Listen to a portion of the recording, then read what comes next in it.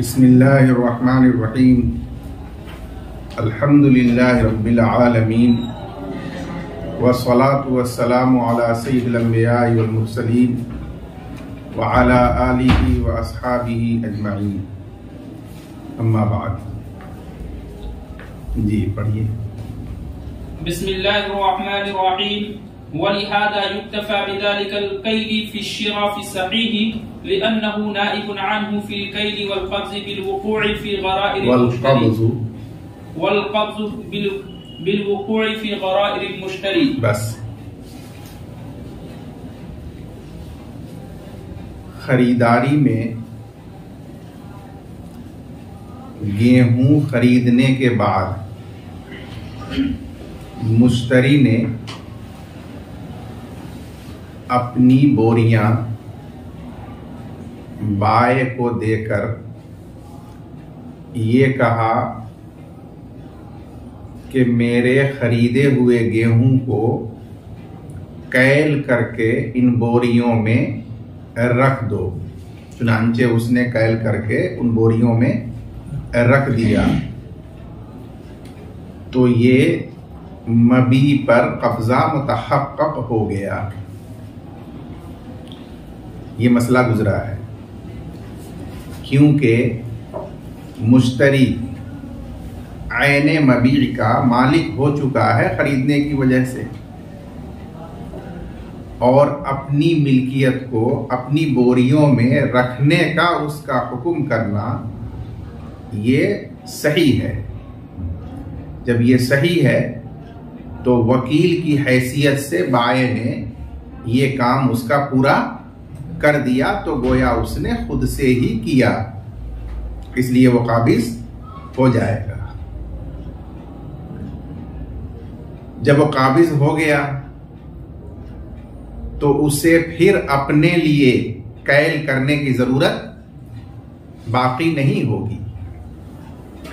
वही कैल जो बाय ने करके उसकी बोरियों में गेहूं को रखा है वो काफी है, क्योंकि उसने जो कैल किया है वो वकील और नायब बनकर मुश्तरी ही की तरफ से किया है, तो गोया खुद इसने अपने लिए कैल करके कब्जा कर लिया, इसलिए दोबारा कैल की जरूरत नहीं होगी। वलिहाजा युक्तफा बिदालिकल कैली फी शिरा फी सहीह, और इसी वजह से वो कैल जो बाय ने किया है वो काफी होगा खरीदारी की सूरत में, सही कौल में। लिअन्नहु नाइबुन अन्हु फिल कैल, क्योंकि बाय मुश्तरी की तरफ से नाइब यानी वकील है कैल करने में। वल क़ब्ज़ बिल वक़ू'i फी ग़राइर मुश्तरी, और कब्जा मुतहक्कक हो जाएगा मुश्तरी की बोरियों में मबी के वाक़े होने की वजह से, तो उसका कब्जा हो गया। जी। वलौ अमरहु फी शिरा अन यकीलहु फी ग़राइर बाइ'i फफ़अल लम यसिर क़ाबिज़न लिअन्नहु इस्तआर ग़राइरहु वलम यक़बिज़हा फला तस्ग़ीरु ग़राइर फी यदिही फकज़ा मा यक़अ फ़ीहा वसार कमा लौ अमरहु अन यकीलहु व यअज़िलहु फी नाहियतिन मिन बैतिल बाइ'i लिअन्न अल बैत बिनवाहिही फी यदिही फलम यसिर अल मुश्तरी क़ाबिज़न। बस खरीदारी का जो मसला बयान किया गया, उस मसले में मुश्तरी ने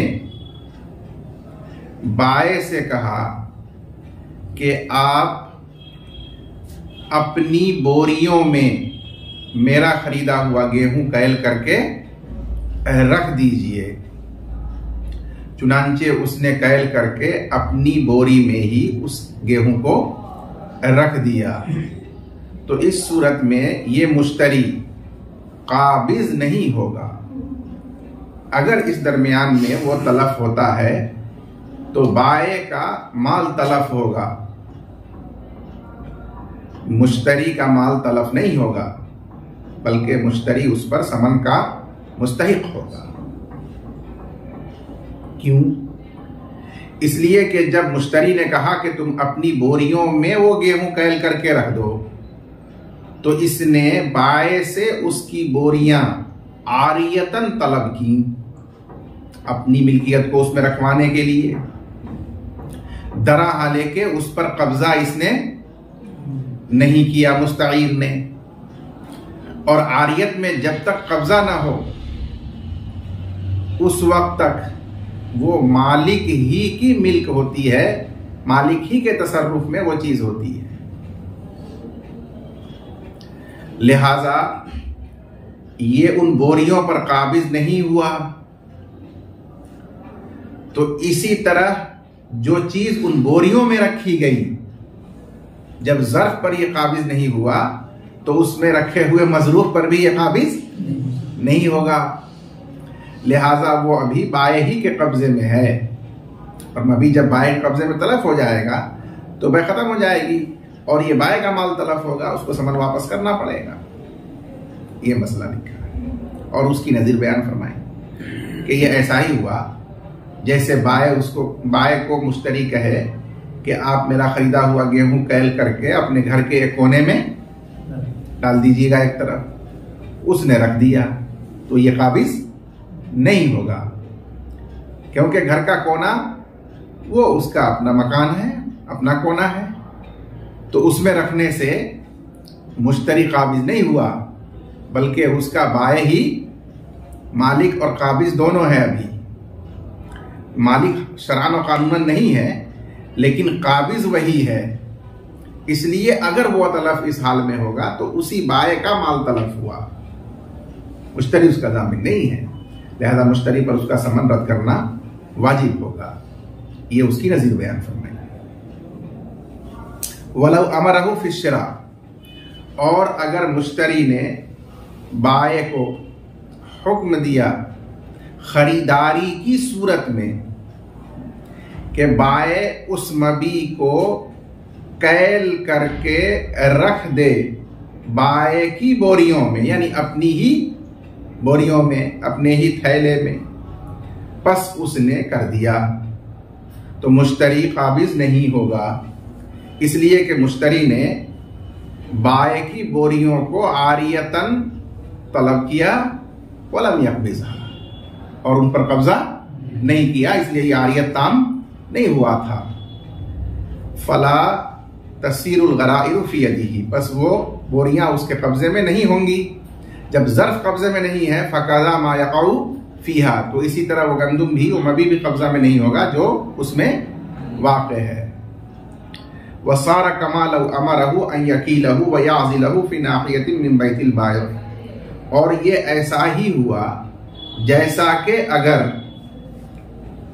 बाए को मुश्तरी ने हुक्म किया हो कि मबी को कैल करके अलग रख दे अपने घर के एक कोने में, तो उसमें भी यही होगा कि अगर उसने ऐसा कर दिया तो मुश्तरी काबिज नहीं होगा, इसलिए कि घर तमाम कोनों समीत फी यदिही, बाए के कब्जे में है, तो उसी तरह किसी भी कोने में रखा जाएगा वो उसी के कब्जे में बाकी रहेगा, मुश्तरी काबिज नहीं होगा, बस मुश्तरी काबिज नहीं हुआ। जी।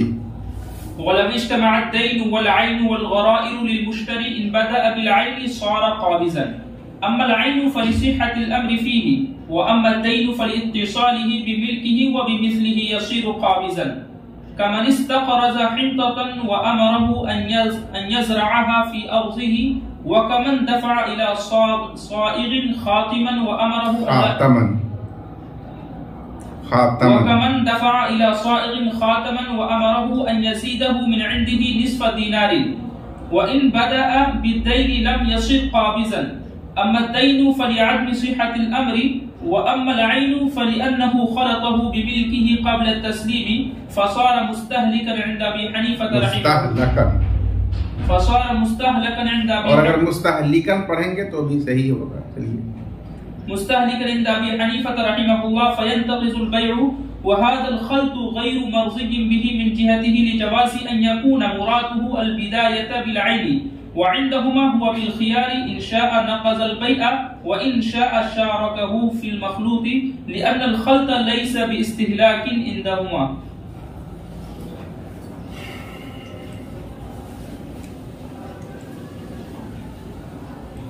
ऊपर दो मसाइल जिक्र किए गए, एक मसला सलम का और दूसरा मसला खरीदारी का, बै का।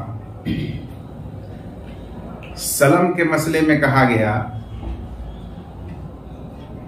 कि रब्बुस सलम के कहने पर मुस्लम इलैह ने कैल करके मुस्लम फी रब्बुस सलम की बोरियों में डाल दिया तो वो काबिज नहीं होगा। और खरीदारी के मसले में कहा गया कि मुश्तरी ने अगर ऐसा कहा और अपनी बोरियों में मबी रखवा लिया तो वो काबिज हो जाएगा। ये दोनों अलग अलग मसले बयान किए गए। अब जो इबारत पढ़ी गई है उसमें इन दोनों मसलों को जमा कर दिया गया और सूरत यह हुई कि गुलाम रब्बानी से अल्ताफ ने बैए सलम भी कर रखा है। चुनांचे 1000 रुपए देकर 1 कुंटल गेहूं में बैए सलम किया है तो 1 कुंटल गेहूं मुस्लिम फी के तौर पर उसके जिम्मे में वाजिब अदा है। जब उसकी मुकर्ररा मुद्दत आई तो नकद खरीदारी भी एक कर ली, यानी फिर 1000 नकद रुपया दिया और मुअय्यन मौजूद 1 कुंटल गेहूं को उससे खरीद लिया। तो अब गुलाम रब्बानी पर 2 कुंटल गेहूं वाजिब है, जिनमें से एक दैन है जिम्मे में वाजिब, वो हुआ मुस्लिम फी, और एक मुअय्यन है खारिज में मौजूद जो खरीदा है, वो हुआ ऐन मबीर। अब इस अल्ताफ ने अपनी बोरियां उसको दी और कहा कि 2 कुंटल गेहूं तौल करके कैल करके आप इन बोरियों में डाल दीजिए, और वहां से वो गायब हो गया, कहीं चला गया। उसके बाद गुलाम रब्बानी ने, जो मुस्लिम इलैह भी है और गायब, वो 2 कुंटल गेहूं कैल करके यानी वजन करके और उन बोरियों में डाल दिया। तो इसका क्या होगा? ये है सूरत मसला। तो साहिब हिदाया ने फरमाया कि इसकी 2 सूरत अलग अलग होगी। नंबर 1, देखा जाएगा कि उसने पहले ऐन को कैल करके बोरियों में डाला है या पहले दैन को मुस्लिम फी वाले गेहूं को कैल करके डाला है, ये देखा जाए। अगर उसने पहले ऐन यानी खरीदा हुआ कुंटल 1 गेहूं मुअय्यन वो कैल करके बोरियों में डाला है और फिर उसके बाद जो 1 कुंटल मुस्लिम फी दैन था उसके जिम्मे वो कैल करके उसमें डाला है,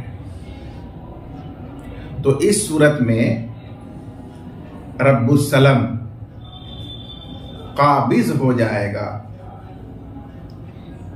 यानी मबी पर तो काबिज होगा ही, साथ ही साथ मुस्लिम फी वाले 1 कुंटल गेहूं पर भी काबिज हो जाएगा, दोनों का कब्जा सही हो। उसकी दलील क्या है? उसकी दलील यह है कि ऐने मबी पर कब्जा इसलिए सही होगा कि आप पढ़ चुके हैं कि उसमें उसका अम्र ये सही है, क्योंकि खरीदने की वजह से उसका मालिक हो चुका था वो शराब, तो अम्र उसमें सही है। इसलिए जब उसकी बोरियों में डाला तो उस पर वो काबिज हो गया। और जो दैन मुस्लिम फी का 1 कुंटल गेहूं था उस पर वो काबिज इसलिए हुआ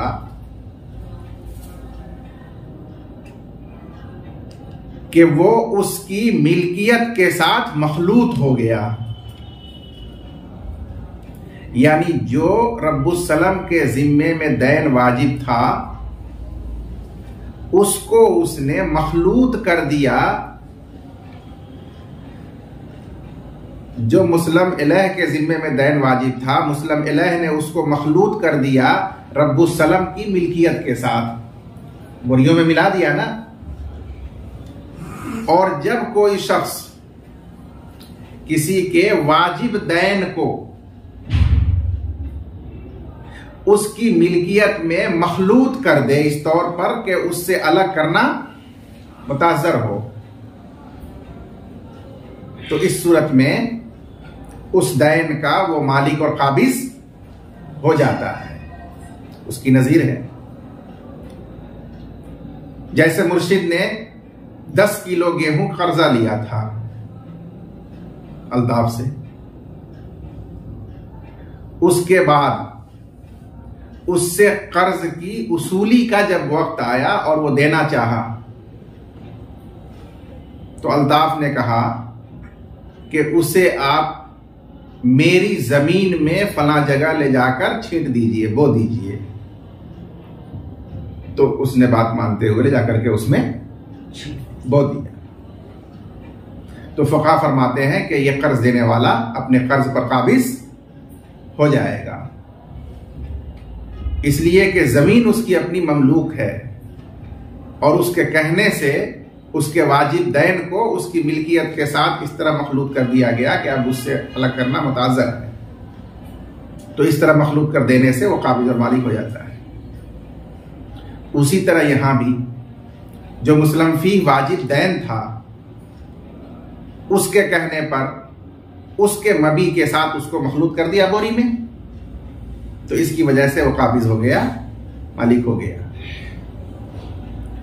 ये तो उस सूरत में है जबकि उसने पहले आयने मबी को कैल करके डाला बोरियों में और बाद में जो दैन मुस्लिम फी था वो डाला।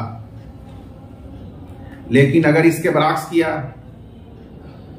पहले उसने दैन को 1 कुंटल कैल करके मुस्लिम फी वाले गेहूं को डाला और उसके बाद फिर उसने आयने मबी को उसके अंदर डाला, तो अब फुक़हा फरमाते हैं कि ये अल्ताफ जो रब्बुस्सलम और मुश्तरी है वो काबिज नहीं होगा न अपने मबी पर और न दैन पर, बल्कि वो कुल का कुल दोनों कुंटल अब इसी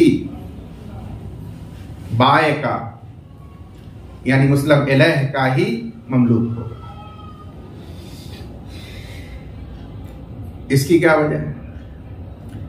इसकी वजह यह है कि जब उसने दैन डाला उसकी बोरियों में तो वो अम्र सही नहीं था, क्योंकि दैन उसका हक नहीं है।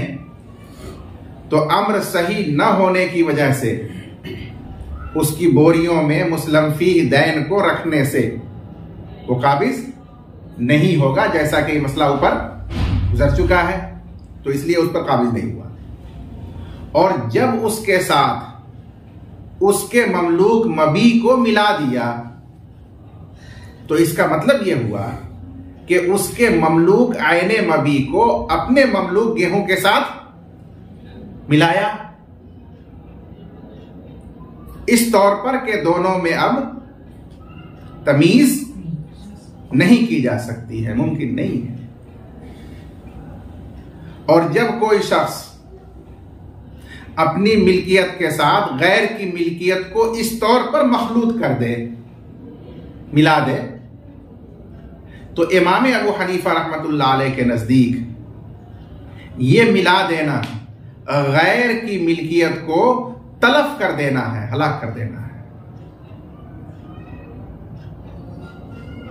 इसलिए वो मबी का मालिक था खरीदने की वजह से, लेकिन जब उसको मखलूत कर दिया अपनी मिल्कियत के साथ, क्योंकि दैन को रखने से वो तो मालिक उसका नहीं हुआ था, अभी भी ये रखने वाला खुद ही मालिक था, और मबी को उसमें मिला दिया, तो इस मिलाप देने की वजह से गोया उसको तलफ और हलाक कर दिया।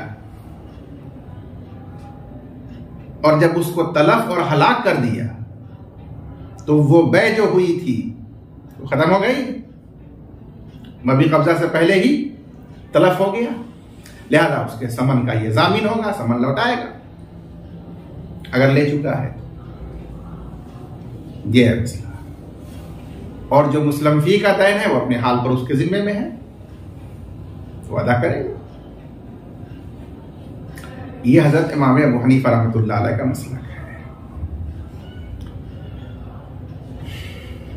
इस पर एक सवाल होता है, एतराज, कि आपने फरमाया कि अगर पहले उसने दैन डाला बाद में आयन रखा तो इस तरह करके उसने मिला दिया और हलाक कर दिया उसकी मिल्क को, इसलिए वह खत्म हो जाएगी और वो समन का जामिन होगा। तो इस पर एतराज ये है कि इस तरह तो उसने खुद मुश्तरी के हुक्म से, उसके कहने से किया है, लिहाजा वो इस तरह तलफ करने पर, हलाक करने पर राजी है, क्योंकि उसने इस तरह करने के लिए उसे कहा है। और जब मालिक की रजामंदी और इजाजत से उसके माल को तलफ किया जाए या फेंका जाए या जलाया जाए तो वो शख्स उसका जामिन नहीं होता है, इसलिए जामिन नहीं होना चाहिए समन का। ये सवाल है। तो उसका जवाब यह है कि बेशक ये सवाल और इतराज सही होता, बशर्ते के यही सूरत वाहिद इसमें लाजिम होती कि जब उसने रखने के लिए कहा तो उसकी वाहिद सूरत यही होती कि रखा जाएगा तो उसमें लामहला उसको मिलाना और हलाक करना लाजिम आएगा। तब कहा जाता कि उसका इजाजत देना मुतज़म्मिन है ये कहने को कि तुम उसको हलाक व तलफ करो मिलाकर। लेकिन यहां तो दूसरी सूरत भी मुमकिन है जो जायज है उसके लिए, कि पहले वो आयन को रखता और फिर उसके बाद दैन को कैल करके रखता, तो ये वो सूरत होती जिसमें इतलाफ नहीं होता और उसका कब्जा हो जाता। तो उसने यही सूरत मुराद लेकर के अम्र किया हो, कहा हो, क्योंकि कोई भी आकिल और बालिग अपने लिए जायज सूरत ही को मद्देनजर रखते हुए अम्र करता है। तो इसलिए वो उस पर राजी था और इसने उसके बरअक्स किया जिसकी वजह से इतलाफ लाजिम आ रहा, इस्तेलाक लाजिम आ रहा है। तो इस पर उसकी रजामंदी लाजिम नहीं हुई, इसलिए यहां वो जामिन बहरहाल होगा। समझ। इस सिलसिले में साहिबैन का मसलक ये है कि यहां तक तो बात सही है कि मुश्तरी की मिल्कियत को जो आयन मबी है उसने मखलूत कर दिया अपनी मिल्कियत में, यानी उस एक कुंडल में जो बोरे में रखा है दैन। लेकिन ये मखलूत करना साहिबैन के नजदीक उस मबी में ऐबे शिरकत पैदा कर देना है कि पहले उसका खरीदा हुआ अपना माल, अपना मबी तने तनहा ममलूक था और जब उसको इसने अपने माल में इस तरह मखलूत कर लिया कि उसको अलग नहीं किया जा सकता, तो उसने उसको अपने साथ शरीक कर लिया। और शरीक कर लेना ये ऐब है, क्योंकि उसमें अब इंतफा में दुश्वारी होती है, सरल होता है। तो अपने साथ शरीक कर लेना उसमें ऐब शिरकत पैदा कर देना है। तो जिस तरह मबी अगर ऐबदार निकल जाए तो इख्तियार होता है मुश्तरी, चाहे तो मंजूर कर ले या रद्द कर दे। यहां भी उसको इख्तियार कि अगर उसके साथ पार्टनरशिप मंजूर है तो शरीक हो जाए उसका, कि जो 1 कुंटल है उस बोरी में वो उसका है और 1 कुंटल जो खरीदे हुआ तो ये आधा इसका है, और दोनों अब शरीक हैं और ये बोरे का गेहूं दोनों का मुश्तरक माल। और अगर इस ऐब शिरकत पर वो राजी नहीं है तो फिर वो फस कर दे अपने समन वाला सलाम का दैन अपने हाल पर उसके जिम्मे में रहेगा। बात समझ में आई आप जरा?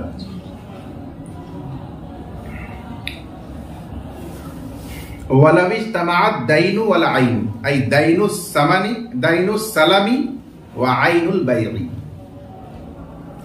और अगर एक शख्स पर जमा हो जाए दैन सलम का, जिसे मुस्लिम फी कह रहे हैं, और आयने मबी बै का जमा हो जाए, दोनों उसको अदा करना है।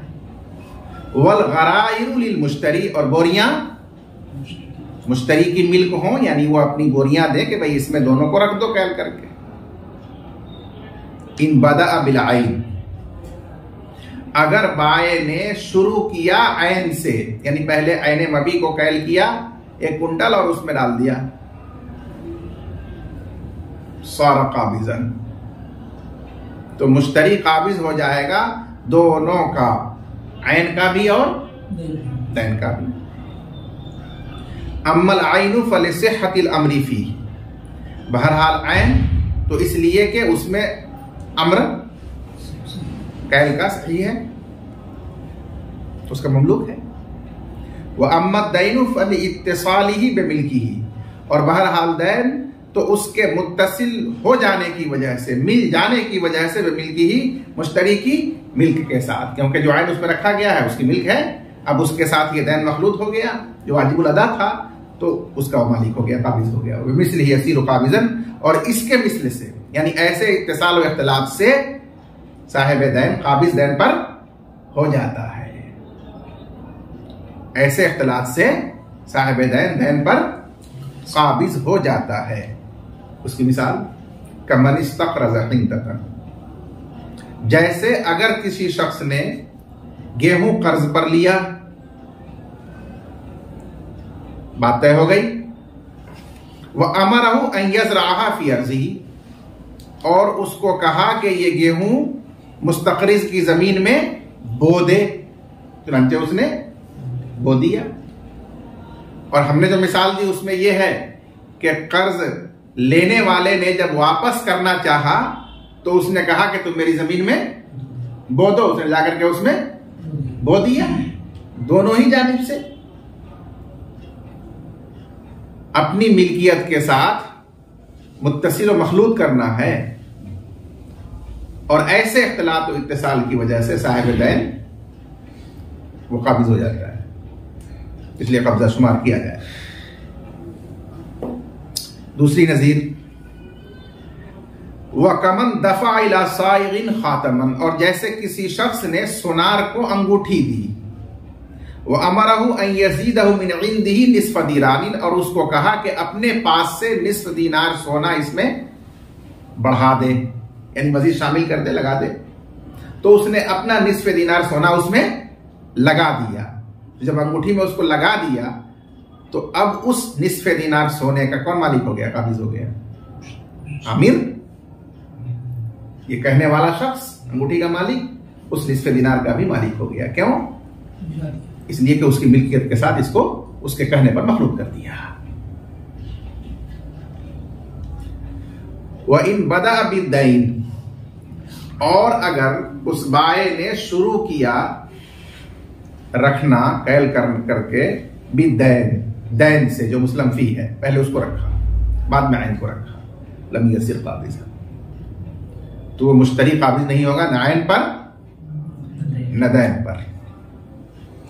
अम्मा दैनु फले आदम सिहतिल अम्र, बहरहाल दैन तो इसलिए कि अम्र सही नहीं है, क्योंकि उस दैन का वो मालिक नहीं है, तो इसलिए उस पर काबिज नहीं हुआ, अम्र ही सही नहीं। वह अम्मल आइन फले अन्नहु खलतहु बिमिल्किही क़ब्ल तस्लीम, और बहरहाल आइन तो इसलिए कि बाय ने उसको मखलूत कर लिया अपनी मिल्कियत के साथ, उसकी मिल्कियत के साथ नहीं, क्योंकि जो दैन बोरे में रखा है उसका तो मालिक हुआ नहीं ना, काबिज नहीं ना हुआ, तो वो तो बाय ही का ना मिल्क रहा। आइए मबी उसका मिल्क था, उसको इसमें रख करके अपनी मिल्कियत के साथ मखलूत कर दिया कि नहीं? क़ब्ल तस्लीम, अदा करने से पहले। फसारा मुस्तहलकन, पस वो आयने मबी इस मखलूत हो जाने की वजह से मुस्तहलक यानी तलफ हो गया, या ये बाय इस मिलाने की वजह से तलफ करने वाला हुआ, दोनों पढ़ सकते। इमाम अबू हनीफा रहमतुल्लाह अलैह के नजदीक फ़यंतक़िदुल बै, लिहाजा बै फस्ख़ हो जाएगी और वो समन का जामीन होगा, लिया है तो वापस करेगा, नहीं लिया है तो कोई बात, मामला खत्म हो जाएगा। अब इस पर सवाल हुआ कि बेशक मिलाया है, लेकिन ये मिलाना तो उसकी इजाजत और हुक्म से हुआ है, और कोई शख्स अपने माल को मिलाने का, तलब करने का, फेंक देने का हुक्म कर दे तो वो शख्स जामिन तो नहीं होगा फेंकने वाला, तलब करने वाला। तो उसका जवाब दिया वह हादल खल्तु गैर मर्ज़िय्यिन बिही मिन जिहतिही, और ये मिलाना उसकी जानिब से पसंदीदा नहीं है, और ये मिलाना उसकी जानिब से पसंदीदा नहीं है, यानी इस पर वो राजी नहीं है, इसकी इजाजत उसने नहीं दी है।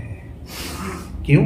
लिजवाज़ि अन यकून मुरादुहु अल-बिदायत बिल-ऐन, इस बात के इहतिमाल की वजह से कि आमिर की मुराद ऐन से इब्तिदा करने की थी, जो जायज सूरत है, उस एतबार से उसने कहा था, और इन्होंने उसके बरखिलाफ करके खुद गलत किया है, इसका वो जिम्मेदार नहीं होगा। वइंदहुमा हुवा बिल खियार, और इस सूरत में साहिबैन के नजदीक वो मखलूत करने वाला वो जो है मुश्तरी, जिसने अम्र किया है, अम्र करने वाला मुश्तरी बिल खियार, इख्तियार में होगा। इंशाअ नक़ज़ल बैअ, अगर वो ऐब शिरकत पर राजी नहीं है तो बै को फस कर दे, अपना सामान वापस ले। व इंशाअ शारकहु फिल मखलूत, और अगर चाहे तो उसका शरीक बन जाए माले मखलूत में, निस्फ उसका निस्फ इसका। लिअन्नल खल्त लैसा बिइस्तिहलाकिन इंदहुमा, क्योंकि गैर के माल को अपनी मिल्क से मिला देना उनके नजदीक तलफ करना नहीं है, बल्कि उनके नजदीक ये ऐब शिरकत पैदा कर देना है। बल हुवा शिरकतुन इंदहुमा होना चाहिए, बात वाज़ेह हो जाती है लफ्ज़ देने से। चलिए। क़ाल वमन अस्लम जारियतन फ़ी कुर्रि हिंततिन व क़बज़हा अल-मुस्लिमु इलैहि थुम्मा तक़ायला फ़मातत फ़ी यदिल मुश्तरी फ़अलैहि क़ीमतुहा यौम क़ब्ज़िहा वलौ तक़ायला बअद हलाकिल जारियति जाज़ लिअन्न सिह्हतल इक़ालति तअतमिदु बक़ाअल अक़्दि व ज़ालिका बिक़ियामिल मअक़ूदि अलैहि व फ़िस सलमि अल मअक़ूदु अलैहि इन्नमा हुवल मुस्लमु फ़ीहि फ़सह्हतिल इक़ालतु हाल बक़ाइहि वइज़ा जाज़ इब्तिदाअन औला अन यबक़ा इंतिहाअन लिअन्नल बक़ाअ असहल वइज़ा इंफ़सख़ल अक़्दु फ़िल मुस्लिमि फ़ीहि इंफ़सख़ फ़िल जारियति तबअन फ़यजिबु अलैहि रद्दुहा व क़द अजज़ फ़यजिबु अलैहि रद्दु क़ीमतिहा। बस इस इबारत में मसला जो बयान किया गया है उसकी सूरत यह है कि अल्ताफ ने एक मादी रासुल माल के तौर पर देकर एक कुर गेहूं में अक़्दे सलम कर लिया। ये मादी बतौर मिसाल है, मुराद कोई भी ऐन बजाय नक़द के कोई भी उसने ऐन दिया, सामान दिया, और वो रासुल माल के तौर पर देकर एक कुर गेहूं में बैए सलम किया। उसके बाद उस मादी पर या उस रासुल माल के सामान पर कब्जा कर लिया, जरूरी है, मजलिस अक़्द में कब्जा ताम हो गया। फिर इन दोनों ने आपस की रजामंदी से अपने किए हुए अक़्दे सलम का इक़ाला कर लिया, यानी उसको वहां खत्म कर लिया। जब वो खत्म हो गया तो मादी या जो भी सामान लिए हुआ था वाजिब था मुस्लिम इलैह पर के वो अब लौटा दे, लेकिन हुआ ये कि लौटाने में देर हुई और इसी दरमियान वो मादी मर गई या वो सामान खत्म हो गया, तलफ हो गया, मुस्लिम इलैह के कब्जे में है।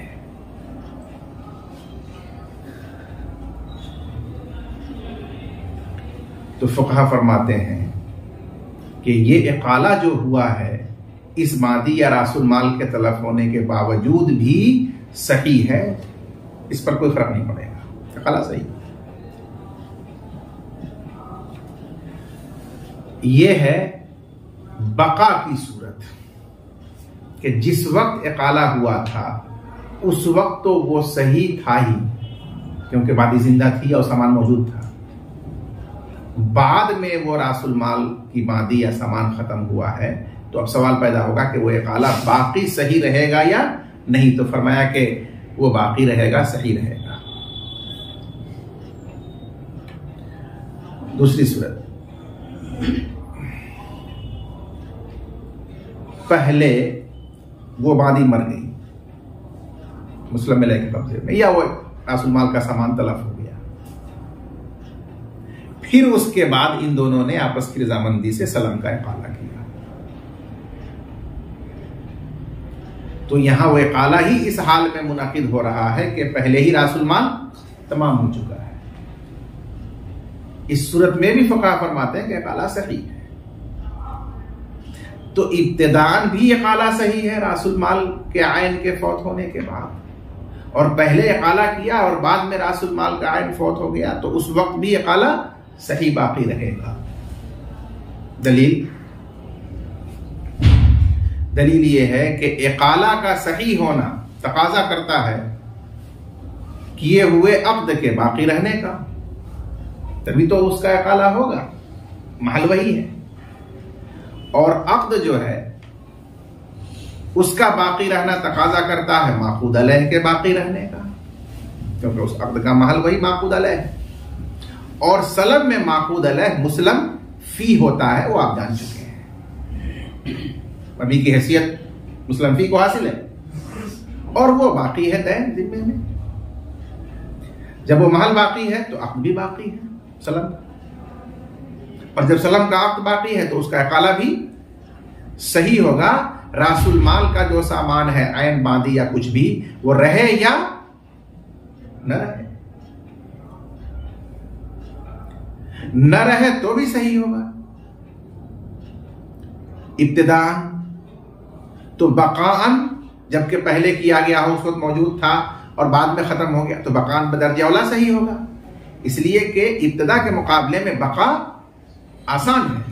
किसी भी चीज की इब्तिदा के लिए शराइत और अरकान का तहफ़्फ़ुज़ जरूरी होता है, इसलिए किसी चीज की इब्तिदा और इनकाद मुश्किल है, लेकिन बका के लिए वो तमाम शराइत और अरकान जरूरी नहीं होते, इसलिए बका आसान होती है। तो जो मामला इब्तिदान सही है वो बकान बदर्जे औला सही रहेगा।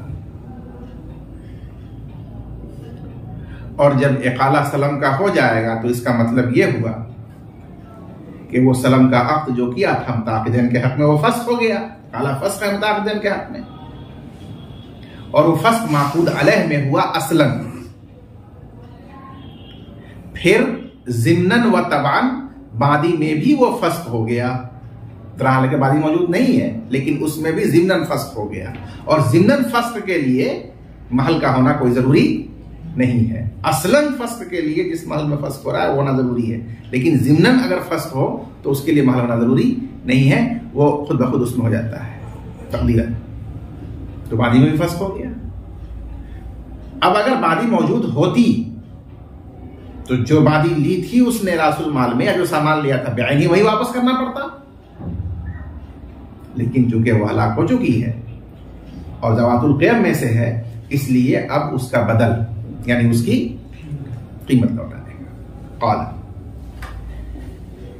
इमाम मोहम्मद रहमतुल्लाह अलैह ने फरमाया कि अगर किसी ने बादी को सलम के तौर पर अदा किया एक कुर गेहूं में, यानी एक कुर गेहूं के एवज में,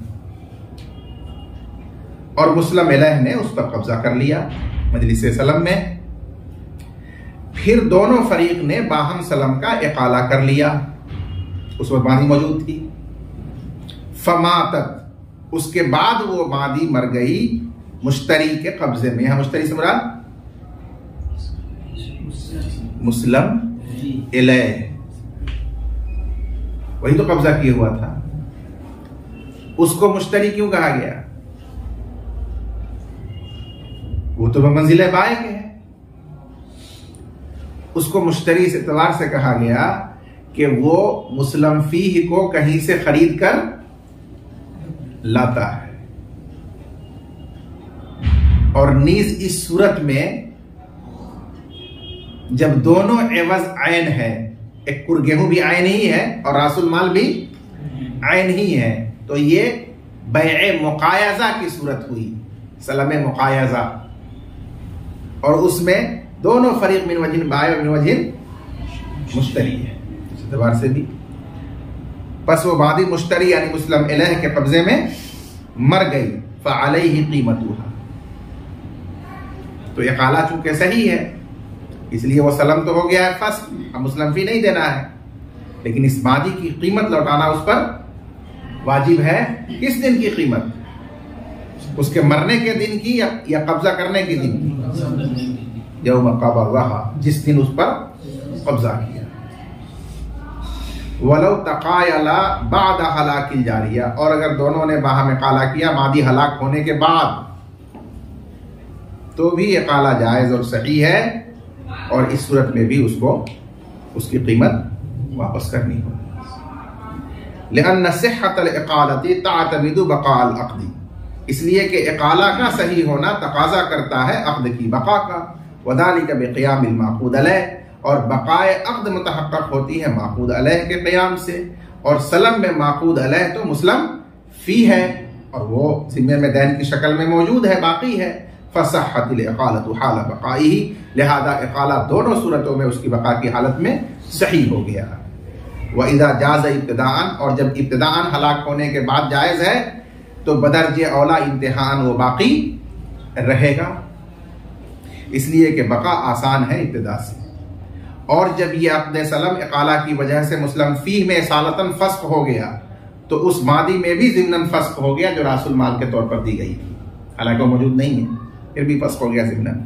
फ़यजिबु अलैहि रद्दुहा, जब उसमें फ़स्ख़ हो गया तो कानूनन और शरअन उसके ऊपर उसे वापस कर देना वाजिब होगा, लेकिन वह आजिज़ है उसके वापस करने से। फ़यजिबु अलैहि रद्दु क़ीमतिहा, तो तावान के तौर पर उसकी कीमत वापस करना उस पर वाजिब होगा। जी।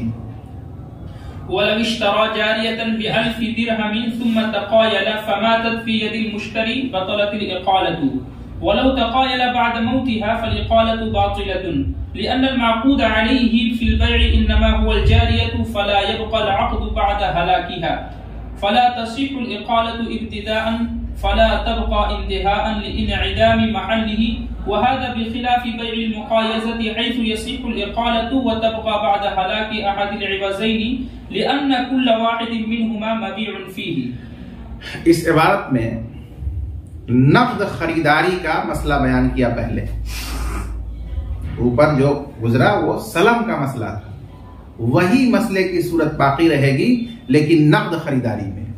क्या मतलब कि एक आदमी ने 1000 दिरहम नक़्द के एवज में किसी मादी को खरीदा, मुअय्यन मादी को खरीदा, तो अब इस बैअ मुतलक में, इस नक़्द खरीदारी में माक़ूद अलैह वो मांदी है। उसके बाद दोनों ने बाहम उस खरीदारी का बैअ का इक़ाला कर लिया, फस कर लिया, तो उस वक्त तो इक़ाला सही था। लेकिन इक़ाला के बाद वो मादी जो मुश्तरी ने कब्जा कर लिया था अभी उसने वापस नहीं किया था, हालांकि कर देना जरूरी था कि वो मादी उसके कब्जे में मर गई, तो फुक़हा फरमाते हैं कि अब ये इक़ाला बातिल हो जाएगा। इक़ाला बाकी रहने के लिए भी उसका महल बाकी रहना जरूरी है, और यहां महल माक़ूद अलैह मादी है। जब वो नहीं है तो इक़ाला बावजूद के मुनअक़िद था, अब वो फस्ख़ हो गया। जब इक़ाला फस्ख़ हो गया तो जो बैअ हुई थी वो अपनी जगह लाजिम है और मुश्तरी के कब्जे में मबी फौत हो गया, मामला खत्म है, कुछ इसमें फेर फार करने की जरूरत नहीं पड़ेगी।